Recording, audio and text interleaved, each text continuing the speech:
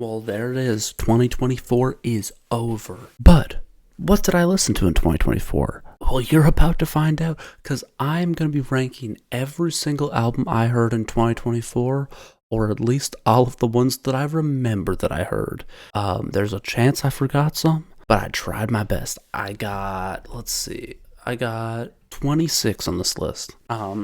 So I can't imagine I listened to much more than that. It's a pretty solid list. I listened to more albums this year, but just these are the albums I listened to that came out this year. First off, before we get into this, I would like to do an honorable mention. Owl Drugs, or Calvin, is releasing an album, I think, tonight or tomorrow, as I'm recording this. And it's called Death is a Feeling. I'm doing an honorable mention just because I need to record this video. And so it could be, if I recorded this video later, I would have added it into the list. But I can't really say how I feel about it because I just haven't listened to it. So, yeah. But I'm sure it's fantastic. I really like Parker Street. And I didn't listen to the other single that Calvin released just a little bit ago because I was just gonna wait for the whole project. But yeah, I will be listening to it, and you should too. But let's get into the list. First off, well, last place, number 26, is Vultures 1 by Kanye West and Ty Dolla $ign. This album is not very good. I don't think I need to explain too much why. I think it's some of the worst Kanye music that's ever existed. Pretty easily. It's not good. I don't like it.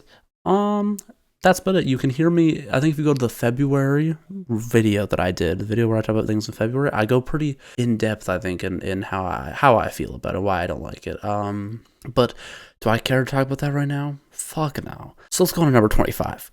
The Tortured Poets Department by Taylor Swift. Now, I'm usually much more of a Taylor Swift defender than I feel like, especially sometimes the average guy is, for sure. And that's mostly because lots of people hate Taylor Swift just because it's like her fan base is predominantly women, and people just don't really like there's lots of women haters out there. And so I've always felt like I've been a little more defensive of it then. And I'm explaining this so that you can understand where I'm coming from, because I also, like, there's Taylor Swift albums that I really like. Like, I like Red, I like Folklore, I like Evermore, and there's some Taylor Swift albums I don't like at all. So I just wanted to explain that I'm not coming from a place of just being like, oh, it's Taylor Swift, fuck Taylor Swift. No, I think this is especially probably the most boring Taylor Swift album. Oh my god. And I thought Midnight's was hard to top when it came to fucking boring. Like, it's just so uninteresting.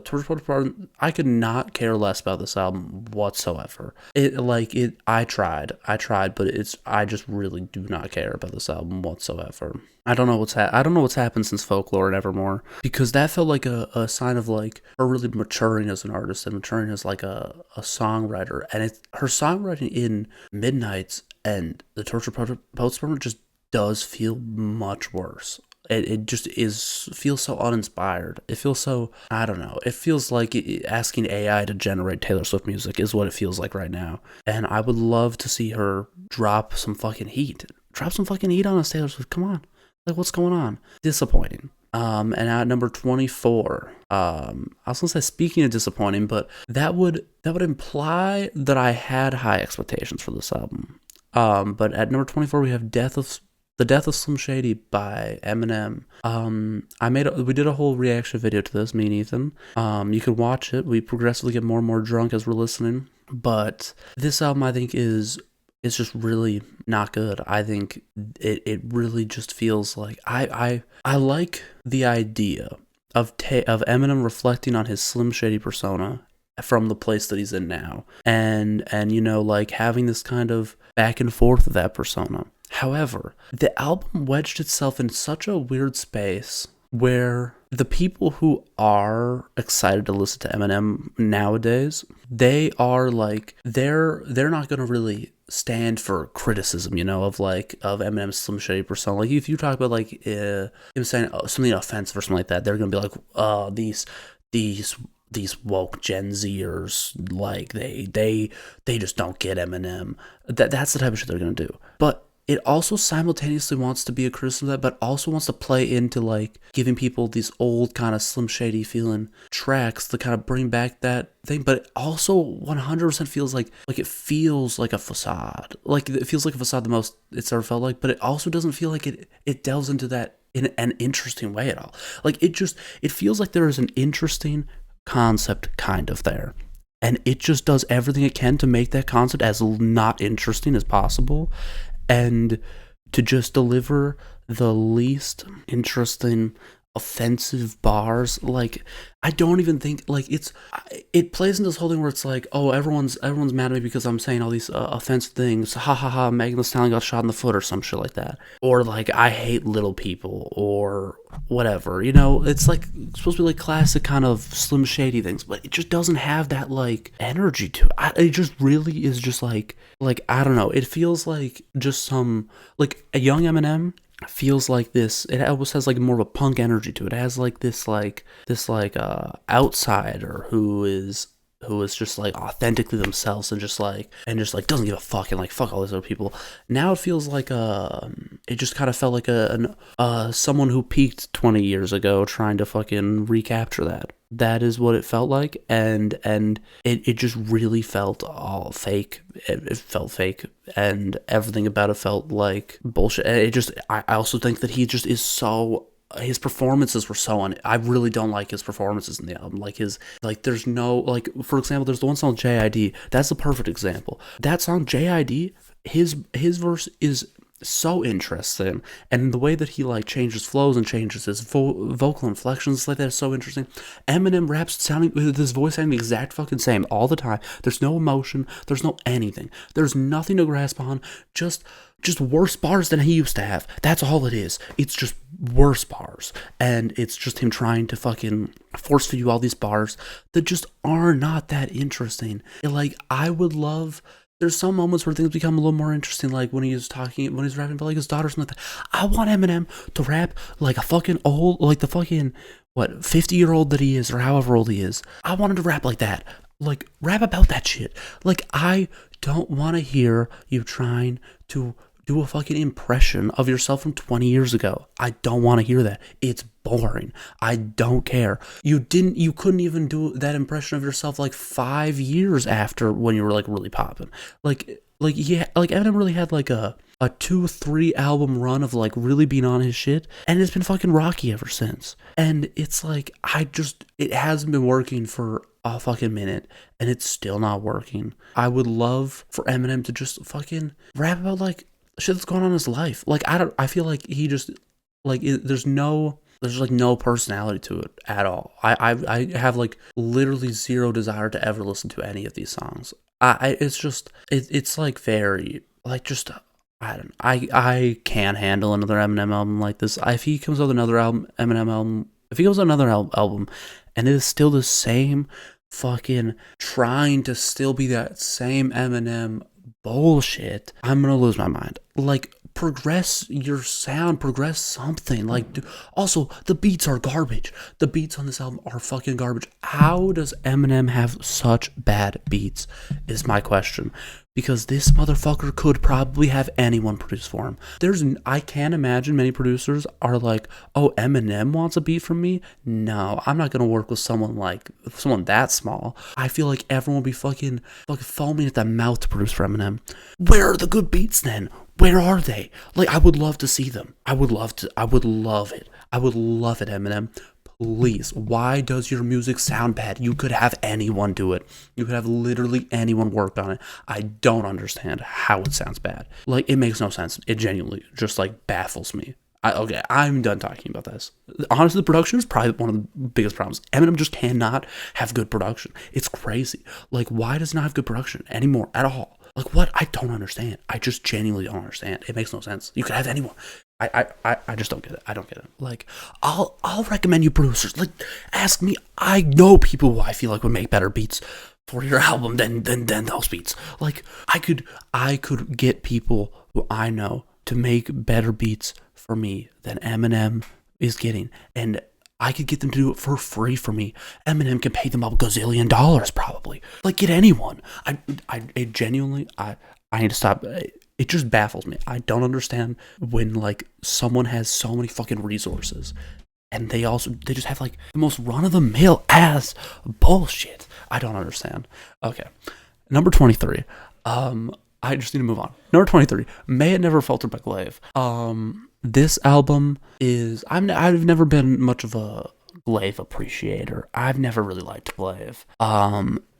But Every Dog Has Its Day is a fucking banger. And the rest of this album's, some of it's solid, some of it's not very good. It's not a very long album. Don't really care about most of it. Every Dog Has Its Day, though, maybe top 10 song from this year. So good. Everything else, not really feeling it. But I would say it's a solid album. Like I wouldn't necessarily say I dislike it. Like it's a middle of the road feeling album for me. I wouldn't necessarily say I like it as a whole. Like I'm close to liking it though. I would say I'm closer to liking it. Number 22, Bando Stone and the New World Order by Childish Gambino. This album, kind of disappointing, especially because I don't know what happened to the movie that was going to come out with it. I don't really know. I know that he's having like health problems right now or something, that end of the tour or something like that. A really like kind of tragic end to Childish Gambino, because this was supposed to be like his last album, I think, right? And it really just doesn't seem like it did very well. I don't hate this album by any means. I would say I like this album, sort of. Like, I barely like it. It's definitely not close to my favorite Childish Gambino album. My favorite is Awaken My Love, pretty easily. Then, I guess, because the internet. But there's a big drop-off, to be honest. There's a huge drop-off from Awaken My Love to Because of the Internet. And then I feel pretty similarly about whatever the fuck he called the number album now. I forget what it's called. But I liked that album when it was 3:15:20. I remember listening to it then. I liked that. I actually did not like some of the changes he made. Like to, I haven't really listened to it since it all got titles. So I'm used to just like the time codes. But the one that he released the music video to, where it now has like this feature at the end, I don't know what the fuck the song's called. I'm sure you know which one I'm talking about. I did not like that change. I really didn't. I just did not like the feature at all. I thought the feature was really bad. And even in the music video too, it also is like why? I just don't really understand it, because it just like is a completely separate thing that just like doesn't. I just don't think it works at all. Like I just don't think it works. And lots of some did not work for me. Some of it did though. There were some cool things in there. But really just not that interesting of an album. I don't know. It didn't do much for me. Then we got number 21, Clancy by 21 Pilots. I would say that this album I liked more than I would have expected. If you asked me at the beginning of the year if you asked me at the beginning of the year, there's a new 21 Pilots album coming out, how do you think it's going to be? I've been like, I'm probably not going to like it, let's be real. I would say I kind of like this album. I'd say it's solid. Next Semester, I really like. That's the only song I really listened to from this album. There's was Overcompensate, or whatever the first single was. The beat on that is fucking good. I love that beat. It's really good. And I like that song. Something about that song is pretty like... There's something about this album where I'm like kind of fascinated by it, but also don't really care about that much. It's very interesting. I don't know. It's like... That's the best way to kind of describe it, I feel. Now we're on number 20. Also, the clarification, I'm just like chilling back here right now. This is my third video I've done. I've been talking for about 2 hours. So... Yeah, now I'm just fucking sitting back here relaxing, just chit-chatting. Hopefully you don't mind. I'm just going to sit here and keep running through this. At number 20 is Magpie by Peach Pit. I used to be a really big Peach Pit fan. I was a huge fan of You and Your Friends. That's my favorite Peach Pit album. You and Your Friends is so good. Oh my god. But I haven't loved their past 2 albums. I like songs from them. I would say I like, what's their album called? From 2 to 3. I think I like that album more than this one. It just has not captivated me in the same way of their past 2 albums, which I don't think either one of them are bad by any means. It just has not been like, there's something about it where it's just like, it's just not hitting the same way it was hitting the like You and Your Friends hits for me, or whatever what's it called? It's not self-titled album, right? The album before that. I think they have a self-titled album before that one, right? I don't know. The album before that with lots of their more popular songs like that, After Aphrodite and fucking Drop the Guillotine type shit. That shit. What the fuck that album's called? I don't remember. But yeah, this album I liked. Like we're at a point where like this Peach Pit album I would listen to again. Like I like it. I don't dislike it by any means. But it's not like not something I really care too much to like revisit that much. And at number 19, Cowboy Carter by Beyonce. One clarification as well. I specifically listen to music that I think I'll like for the most part. The bottom three things, well, specifically Vultures 1, I listened to that because I kind of knew I was not gonna, like, I kind of thought I was not gonna like it, but I thought I honestly specifically thought it would be interesting to have in these videos and to talk about. And same with the Eminem album, I thought it'd be interesting to react to. So those are some exceptions. But I usually try to listen to music that I like. So from now on, honestly, like, all these albums, I would say, like, are very good, and it was just a really good year for music, like especially specifically for my taste. It was like a very good year for me. And so from this Beyonce album all the way to the top, any one of these albums, I don't like doing like number ratings really, but like I guess I'd probably say I'd feel like at least a 7 to an 8-ish from everything here and up. And higher, obviously, but like I would give them those kind of scores. Like we're into the shit that I'm like this is good. I like this. I would listen to this again. I definitely have songs from this and like playlists, and I revisit songs from this point on. And it's just kind of in terms of how many songs I revisit and how often I revisit and all that shit. But yes, we have Cowboy Carter by Beyonce. I like this album. I'm not a big country guy at all, and so, like, just replay value wise, this is just not going to do the same for me as listening to Renaissance. Renaissance, I fucking love. Renaissance is so good. But Cowboy Carter it doesn't feel as much like it's made for my taste, and it's not even like fully country. It's like a bunch of different things, but I really like it. I just don't revisit that much because it just does not it just is not made for me necessarily. And but I think it's great, and I'm excited to see the next Beyonce album. I'm assuming there's a third act, and my guess is gonna be a rock album. And I think that'd be fucking sick. And that one's probably gonna go fucking hard. Next, number 18, Dark Times by Vince Staples. Now, truthfully, I have to be 100% honest. I listened to this one time while driving, and have not listened to it since then, besides revisiting like a couple songs. I do think I think I'm doing it a disservice by not delving into it like super intensely, and I do think that's partially why it's this low on the list. I just want to say that because I just don't think I feel like my ranking of it here is unfair almost. Because I wouldn't be shocked if I like really dove into this album, really like spent a lot of time with it, that it would probably rise the rankings. But also, it did not captivate. Like, I have not been like, oh, I really want to listen to that Vince Staples album. So I guess that also plays into it. So I kind of have to rank it here. You know, there's just sometimes that's just how shit happens. I can't listen to everything a million times. Can't spend all the time in the world fucking dissecting everything. So yeah, it's just how the fucking leaves fall or whatever. Or some that's not, is that a saying? I don't know. Number 17, we have Blue Lips by Schoolboy Q. This album I listened to when it came out. You can probably see it in the March video. And I did a similar thing with the Vince Staples one, where I didn't really super delve into it. I like kind of listened to it while I was just doing something else. And but I did return to it and revisited it and listened to it quite a lot in the past little bit and the past couple months. And shit's honestly so good. It's so good. And that's crazy saying it. Honestly, why the fuck is it at number 17? We're audibling, actually. Blue Lips will come out later. We'll bring this out later. Number 17 is actually going to be... Wait 1 second. That makes more sense to me. Okay. Number 17 is actually Memories and Armor by Navy Blue. This album is a similar thing to Vince Staples, though I've only listened to it one time and not really delved into it. And there's a couple songs where I've listened to quite a bit, but I really do love like this album, and I do think I'm going to return to it more. And I highly recommend it. It has such a beautiful cover. Oh my god. That was the thing that made me listen to the album. I'm going to be completely honest. That is why I listened. It's really good. Highly recommend. And I do want to revisit and spend more time with it. Now, at number 16, we have It's Us, Volume 1 by the Concrete Boys. Now, I don't know how to feel about this anymore, because Caribou was one of the main reasons why I really fucked with this album and really fucked with the Concrete Boys, and she's no longer there because of some shit that happened to Lil Yachty, which I'm going to be completely honest.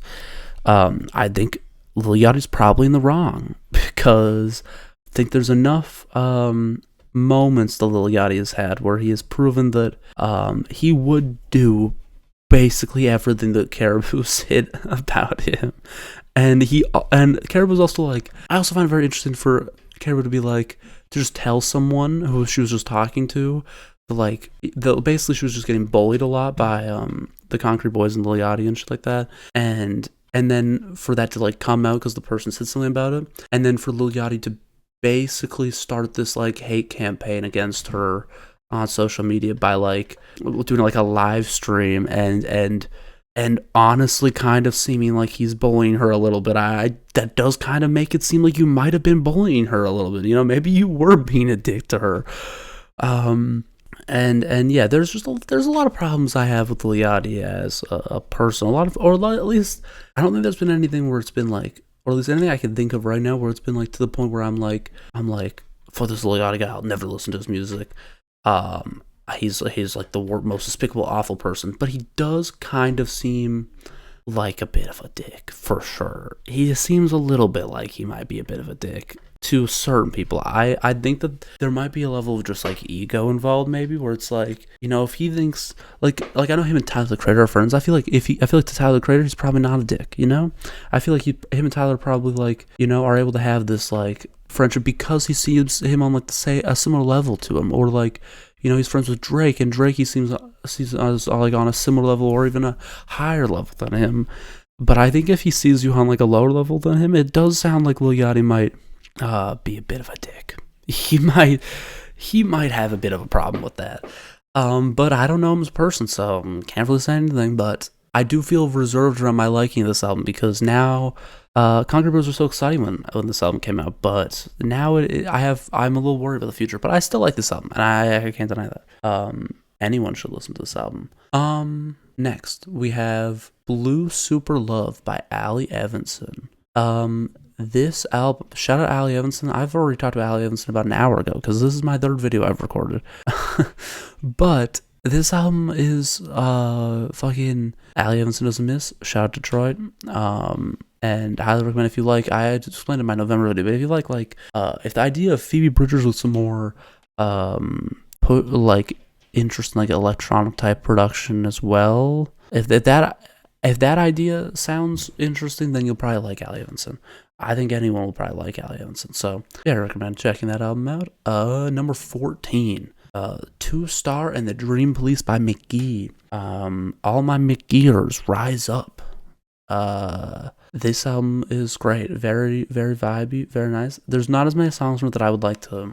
There's some songs I don't really care about. That's part of the problem. Is there are some standout tracks. The rest of them I don't really care about too much.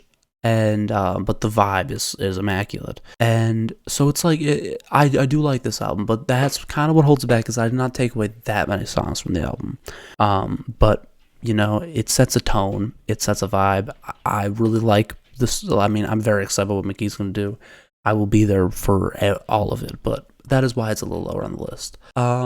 Number 13, now we're back to Blue Lips by Schoolboy Q. This feels like a much more appropriate spot for it, because I did revisit it, and I did really, I do really like it, and I was like pretty obsessed with it for a few days once I revisited it, and I can't say the same about some of the stuff below. So yeah, that I think I like this placement more. But yeah, Blue Lips, Schoolboy Q, I don't know if I need to say that much. I feel like lots of people have talked about this is a pretty good album, but I don't know, I also feel like it's kind of been a little under the radar just because it also came out earlier in the year, so I feel like it's not being talked about as much in the conversation as it should be. And I think it just hasn't been talked about as much as it should be, because it's pretty fucking crazy. It's like just, it's pretty, I really like it. It's pretty awesome, to be honest. But yeah, that's number 13. Number 12, Bad Cameo by James Blake and Lil Yachty. This album, I really like. I was very excited for this album. I quite like it. Now we're getting to the point where it's like, these albums I really like. These albums could fight for top 5 in any other year probably. But they just all came out this year. Because Bad Cameo, I could totally see being a top 5 album for me one year, because I do really like it. And I mean, I've been really enjoying. It was kind of the perfect kind of convergence of me really enjoying some Lil Yachty and really enjoying some James Blake. And then just like them making an album together, I was like, this sounds like my shit 100%. And it's crazy because it actually became Ethan's shit a lot. Ethan, my friend who also does videos on here with me, I don't know if it is his number one on there, but I forget, but he really loves this album, and so yeah, this album I've heard a ton too, because we also listened to it a bunch and listened to tons of songs from it, and it's really good, and yeah, this is probably my favorite Lil Yachty involved album I've ever heard. I have not listened to lots of his discography, like more of his earlier discography. I have not listened to lots of it. I have not listened to any of the albums in full. I've listened to songs, but I've not listened to any of the albums in full, so I can't say anything about that. But I guess I'm not really comparing it to that much. But I do really like it, and I think the combination of the two of them is very fun, and I really like it. Then number 10. Oh no, number 11. You have Mika's Laundry by Matt Champion. This album has some incredible highs, and some songs I don't really care about. That's part of the problem. It has some incredible highs, and some songs I'm just kind of like, I don't really have much desire to listen to them as much anymore. Like, I don't really want to listen to them multiple times. You know, like, not in a way where I think they're bad, but just like, I just don't really care too much to revisit them. And that holds it back a little bit. So that's why it's below some of these things. But that does not mean that it's not fucking so good. And I'm so excited to see what Matt Champion continues to do. I mean, the little EP that he released like a month ago, so good. Or I guess it was a couple months ago now, maybe. Something like that. So good. And yeah, he's just, I'm very excited to see where he's going. The sound that he's crafted is scrumptious. And I mean, he's working with Dijon a lot. I've really fallen in love with Dijon a lot this year. And yeah, I think it's just so good. And songs like Dogfish and Slug, oh my god, top 10 songs of the year, easy. I think we'll have to see. It's gonna be a tough list.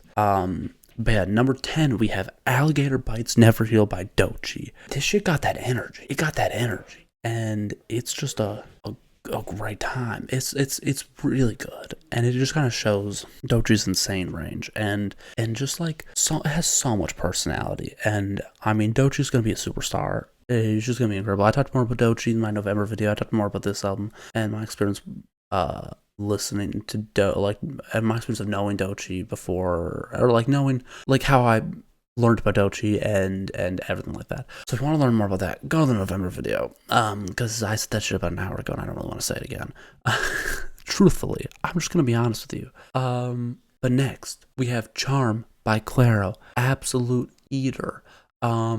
I haven't actually, outside of the summertime, I have not been as much in a mood to listen to this album, and I think that's what's holding it back, even though, like, we're at the point where it's like, all these things are, like, probably not, like, at least, if we're using a score, like, these are all, like, 9s for me, at least. And so, yeah, so this is an album that, like, I will hold in a high regard for quite a while, but there's just a lot of good albums that came out this year. I really like the production on this album is fucking insane. Like, the production on this album is incredible, and it's just like, it feels like Clairo really figured out her shit on this album. Like, this album feels like oh, Clairo's got her sound down. But I don't know if she's gonna continue with the sound, because she's changed sounds almost every album. So yeah, I'm very excited to see what she does next. I mean, Clairo is an artist who I will listen to anything she does. Speaking of that, another artist who I'll probably listen to anything they do from now on is Magdalena Bay, and this is number 8 with Magical Disc by Magdalena Bay. I got through it there. That was a bit of a struggle. I got caught up in my words for a little bit. It happens to the best of us. This album is so good. I mean, I got to see them live for this tour. It was really great. I had my Magdalena Bay hat somewhere back there. And it's just the visuals for this whole album are so good. Death and Romance is one of the greatest songs ever. It's just so good. This is definitely my favorite thing that they've done.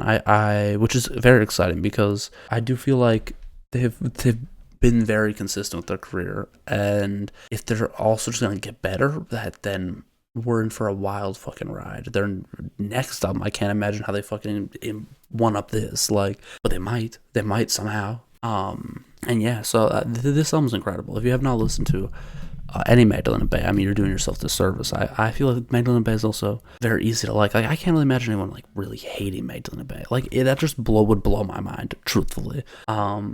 Yeah, it's no one's making albums to fucking like run this fucking smoothly and perfectly. Like, this album really just does feel pretty perfect, which is crazy because it's at number 8. We're only at number 8. But that's also just because like I don't revisit this album that much. And at a certain point, my replay value of an album, when we're talking about like my favorite albums this year, that's what the replay value really is coming in. Like there's some heavy hitters up here. There's some fucking heavy hitters. Number 7, we have Brat by Charlie XCX. I hope everyone had a fantastic Brat summer. My Brat summer was actually pretty awful. If you watch my month ranking video that I just recorded, you'll see that the summer did not go very well. But I really like this album. It's not my favorite Charlie XCX album, but I do feel I've seen that that's solid general consensus between like Charlie XCX fans who were like fans before Brat came out. It's usually like I've seen lots of them just be like, this is not my favorite by her, but also usually you fucking like, I feel like most people still love it. Like, I don't know, Charlie XCX fans kind of just fucking, I feel like Charlie XCX fans kind of just love everything she does, so because there's some people who don't like Crash that much. I like Crash. I have it on vinyl. It's not my favorite, but my favorite is How I'm Feeling Now. That's my favorite Charlie XCX album. I really like that album. Brad might be number 2 to be honest, but yeah, seeing the success of Charlie XCX is so hype. And I never thought it was going to happen, especially after Crash, only because Crash felt like this was her opportunity to become that big mega pop star that she now has become, and it just didn't do that, so I just didn't think it was going to happen. But I guess I was wrong, and I definitely, as the rollout was happening for this album, did not think this was going to be it. But in retrospect, I mean, it makes sense. In retrospect, it makes sense because it still blows my mind, to be honest. But the marketing was just incredible. Like, everything about it was just incredible album rollout. Oh my god. And I didn't put the remix album on here. I knew I was forgetting something, probably. I probably forgot a lot of things I listened to be honest. I'll just give my thoughts on that now, because let's just say it's 7B. We'll say it's 7.5 or something.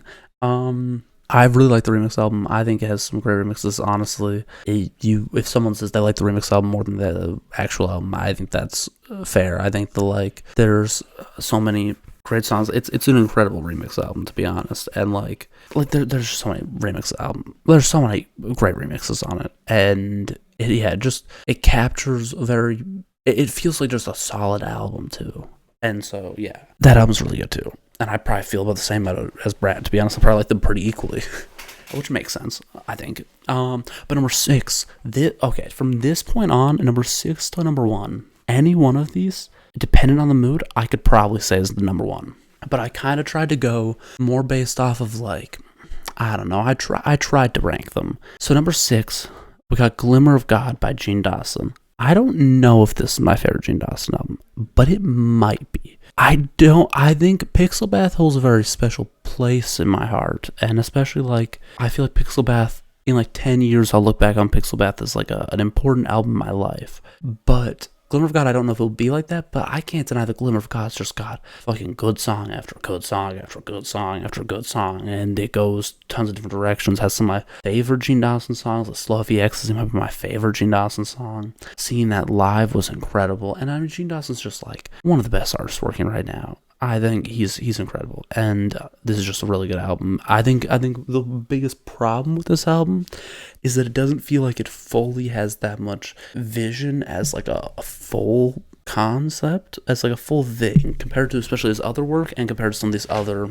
albums that we have ahead of it. And that's kind of what holds it back a little bit, or at least that's why I chose it as number 6. But number 5, we have Chromacopia by Tyler the Creator.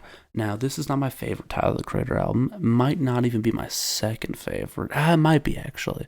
It might be my second favorite because I think I like it more than Call Me If You Get Lost. And that was probably my second favorite. And then Igor was probably my favorite.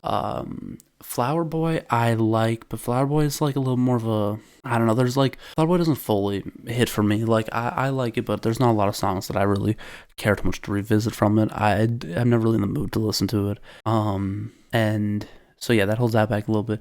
Cherry Bomb I think is a interesting album. It captivates me. And there's some parts that I really like, but that would definitely be a little lower.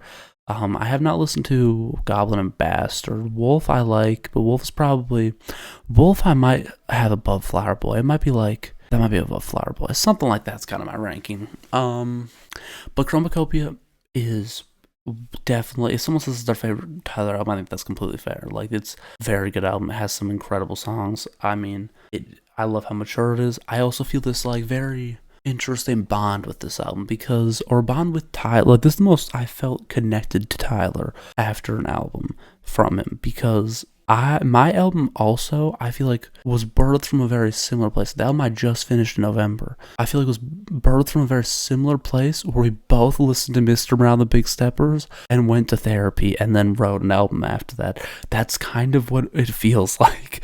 I mean, I think his album feels more directly inspired than Mr. Brown the Big Steppers, or at least, like, I think someone would say his album sounds more like Mr. Brown the Big Steppers before they'd say that about my album. Because I think because I think I'm also writing from a very different perspective, I guess. Only because I'm writing it like a lot more about me as a child and from my perspective as a child, instead of like me at the age of like 30 reflecting on my life as a kid. Like like I'm writing it, and that's where like the similarities between Miss Brown the Big Steppers and Tyler. Well, not necessarily reflecting at you as a kid, but like kind of that, it feels very much like an album you make after you turn 30. Like both Tyler the Creator and Miss Brown the Big Steppers, or my album does not have that aspect to it.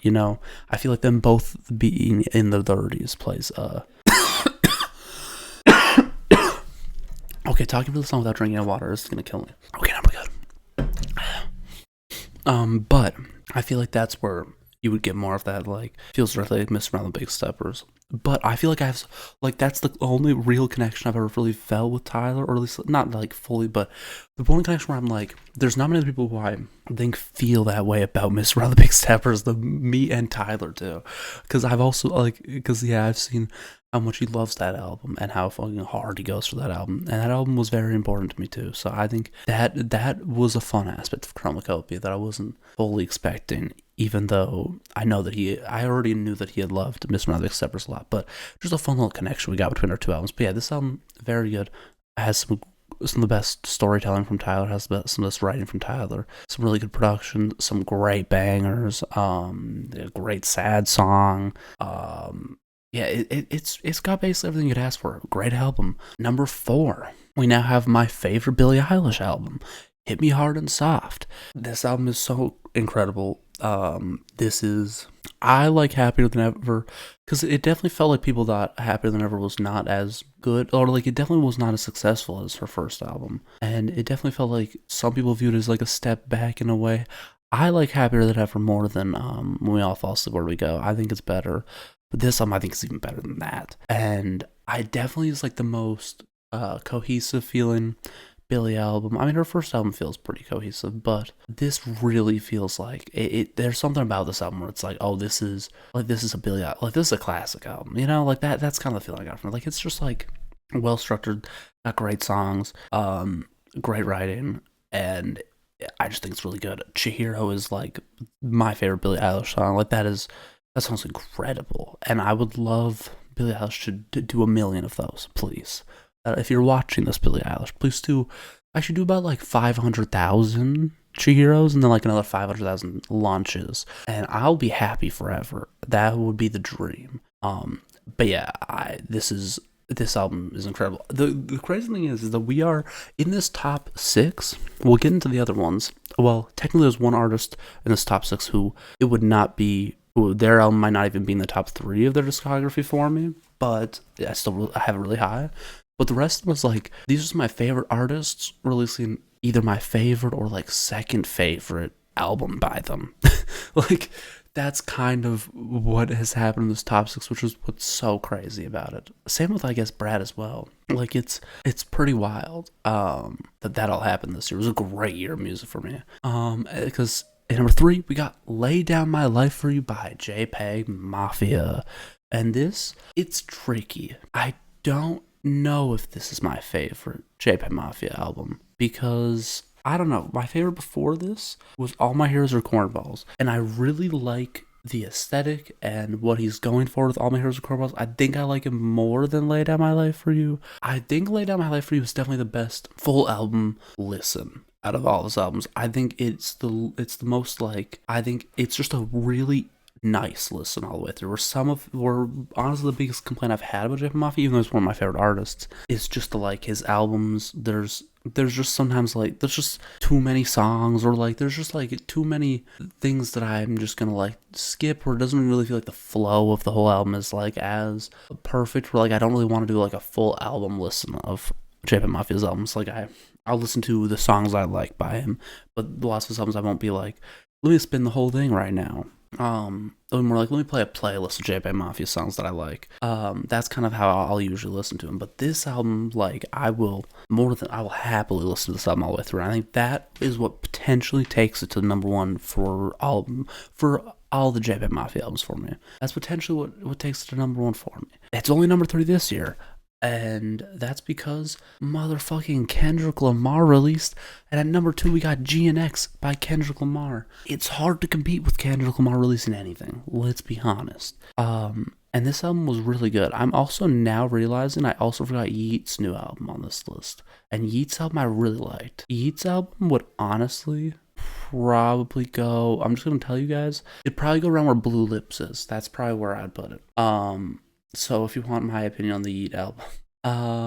But GNX by Kendrick Lamar. And I'm also talking about 2093 because he released a new album, didn't he? Or something like that. His album earlier this year. Well, Breathe. Yeah, GNX, so good. I talked about it just now in my thing. I also did a reaction to it. I just talked about it in the November video. I also did a reaction to it. And, yes, I don't know if I want to necessarily talk about it anymore, but it's fantastic. Got some all-time Kendrick Lamar songs like Reincarnated, Gloria, Squabble, some of my favorite bangers of his. Back to Murals is fantastic. Man, The Garden is fantastic. Heart Part 6 is fantastic.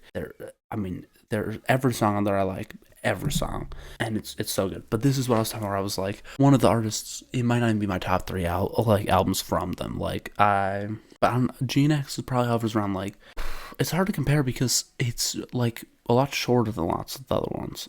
But I could also say, like, because it's like if I made a shorter version of, let's say, Damn, and got rid of the songs I don't really care for on Damn, like Loyalty or This is what I feel like, yeah. If I like really condensed the track list a little bit into a similar length to GNX, I could probably make an album that I might like more than GNX. But it probably hovers close to Damn. It probably competes with Damn a little bit, is where I would say GNX kind of sits at, which would be behind like Mr. Around the Big Steppers and Pimp Butterfly. I'm gonna be honest, my hottest take about Kendrick Lamar's discography is that I just have good command city a little bit lower than lots of people.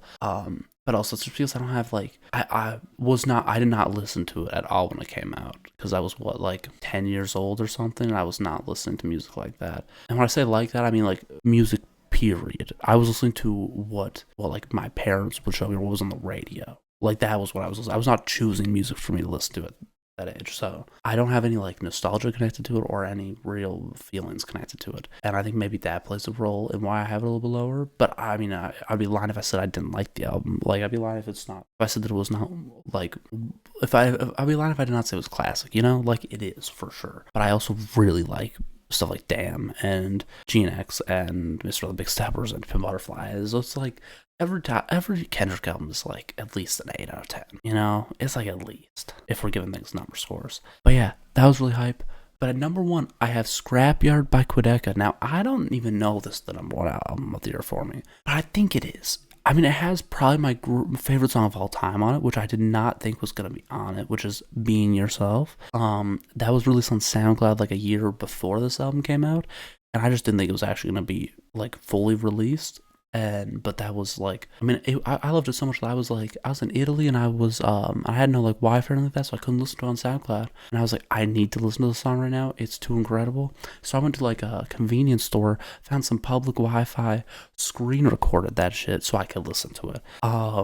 Like I really like this song. It is my favorite song of all time. It just is. And so it's hard to not have the album with that song at number 1. And I also really like the rest of the album. Like, it's a very good album. And just feels so made for me. Like it just feels like it captures my taste so well. And so I gotta give it number one. But yeah, I think that's about everything I listened to. Maybe. I realized I missed a couple things, so I guess I listened to more than I thought. And that's my bad. I take responsibility for my mistakes. And sorry to any album that I forgot about and did not put on this list. You were much appreciated, but sadly, you were forgotten. And that's tragic. Next year I'll be back doing this. I'll be back with my albums of the year 2025. Let me know what your album of the year was. Let me know your top 26 albums. Like, I just let you know.